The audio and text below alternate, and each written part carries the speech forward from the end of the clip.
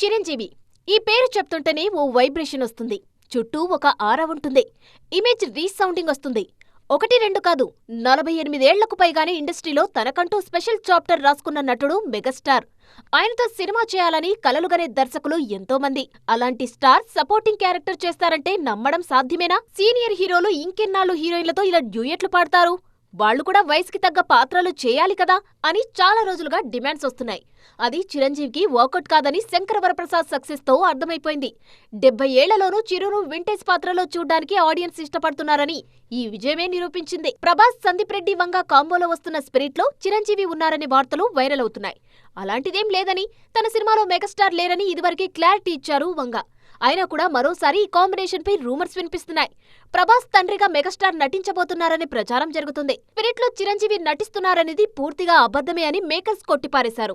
Spirit విషయానికి వస్తే ఇప్పటికే షూట్ మొదలైంది. 2027 మార్చి 5న విడుదల కానుంది. కాకపోతే యానిమల్లో అనిల్ కపూర్ తరహాలో మొత్తానికి మెగాస్టార్ ఇన్ స్పిరిట్ అనేది అపోహలే. అందులో ఏమాత్రం నిజం లేదు.